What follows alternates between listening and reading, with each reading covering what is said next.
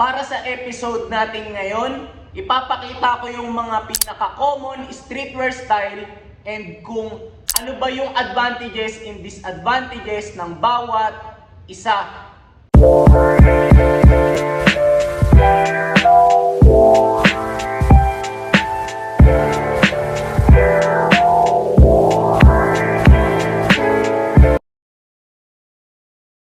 Yo! Para sa mga di nakakakilala sa akin, ay Mike Lacson at gusto kong makatulong palupitin yung forma ng mga gaya kong interesado sa streetwear. Galing ha? At ipapakita ko nga ngayon yung mga common streetwear style na pwede mong gayahin or pwede rin hindi. Galing ka ba? Bale, ang number one nga natin is the athletic look or sportswear. So, para sa style na to, yung usual item sa pantaas is pwedeng t-shirt, sweater, tracksuit, hoodie and jacket, or pwede rin namang combination ng kahit alin sa kanila, basta siguraduhin mo lang dapat na bagay yung kulay sa bawat isa. Galing ang tsamba mo, malakas eh. Tapos, para naman sa pambaba, yung pinaka-common para sa style na to is jogger pants, sweatpants, track pants or sweatshorts.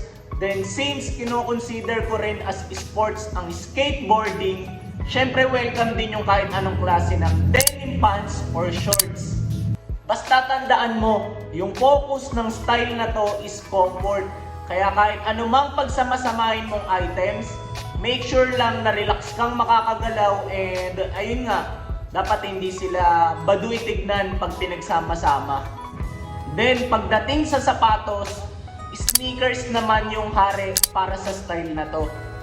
Tapos kung gusto mo magdagdag ng headgear, bucket hat, dad hat, tracker hat o snapback yung pinaka marirecommend ko.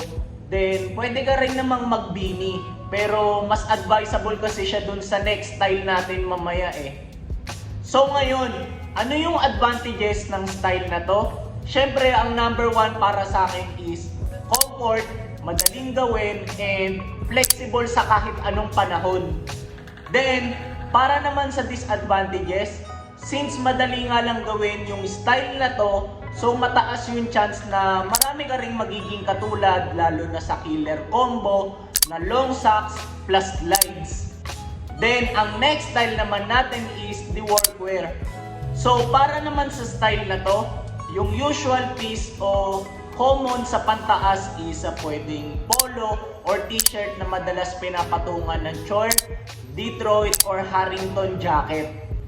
Actually, naging part na lang pala ng streetwear tong linya na to simula nung nag-umpisa tong gamitin nung 80s to 90s ng mga big fish sa hip-hop scene kagaya ni Dr. Dre, Eazy-E, pati Nas.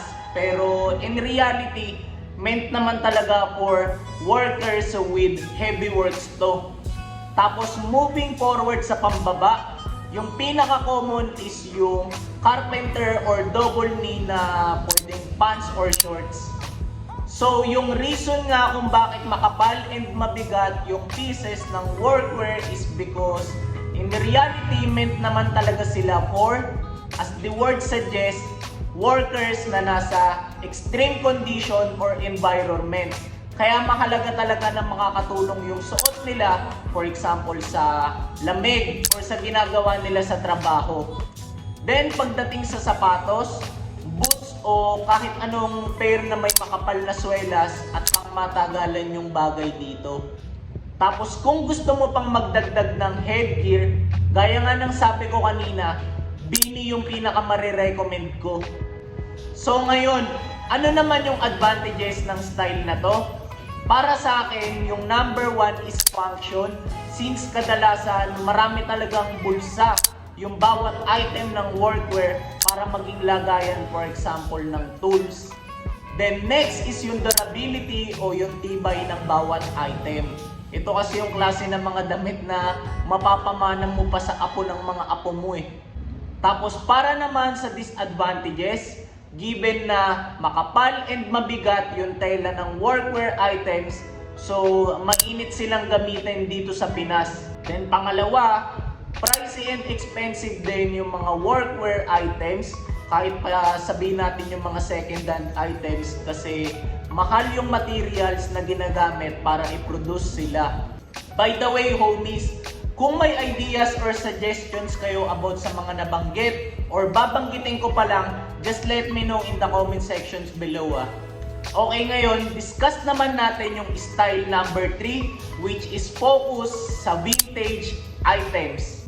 Actually, hindi ko alam kung ano yung exact term para sa looks na to, pero nagsimula tong pumasok sa streetwear scene dahil sa influence ni A$AP Rocky, Kanye West, pati Travis Scott.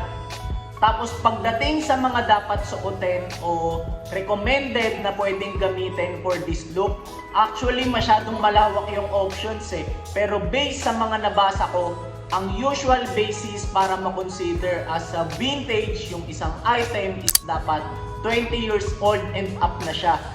Then lilinawin ko lang hindi naman kailangan na vintage lahat yung gamit mo to achieve this look. Pero magbibigay pa rin ako ng reference para sa style na to pagdating sa sombrero, shirt, pants and sapatos. Syempre love ko kayo So para sa pantaas, yung common para sa look na to is band shirt, promo tee, wrap shirt or tour shirt na dated. Tapos kadalasan single stitch yung gamit sa hem and neckline.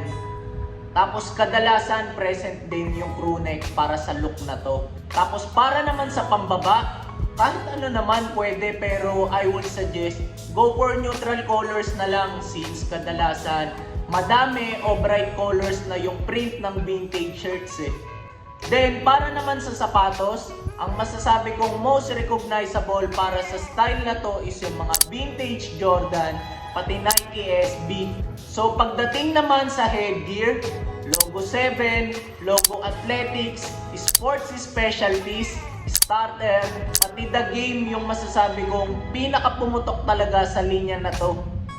Bale, ito kasi yung mga brands na gumagawa ng hats dati para sa MLB, NBA, NFL, pati NHL. Kaya hanggang ngayon mataas pa rin yung value nila since nagamit nga sila ng mga considered as legends na sa sports.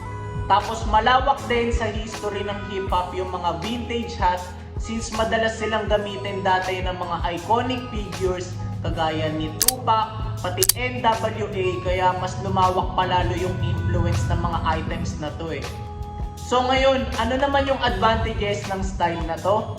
Syempre, number 1 para sa akin is yung satisfaction na meron kang hawak na rare or exclusive item na mayaman sa kwento or sa history. Tapos kadalasan tumataas din yung value ng mga vintage items, so nagiging form din sila ng investment. Para naman sa disadvantages, yung number 1 para sa akin is madalas may issues na yung vintage items since most of the time second hand na sila. Plus, gaya nga ng sabi ko kanina, mayaman sa kwento o history yung mga vintage items, so kadalasan may kamahalan talaga sila, then given na matagal na nga silang na-produce, syempre pahirapan na rin silang hanapin, lalo na kung meron kang specific item na gusto. Tapos nagkalat nga rin yung bootleg o replica ng mga vintage items, so kailangan ng malalim na research o pagtatanong kapag kino-consider mong bumili ng kahit anumang gamit. At dito na nga ulit natatapos tong episode natin, pero bago ako magpaalam, homies, kung meron kayong natutunan or suggestions, just let me know in the comment sections below. Then, share nyo rin to sa mga tropa nyo or basta show some love. Then, see you sa next kong content.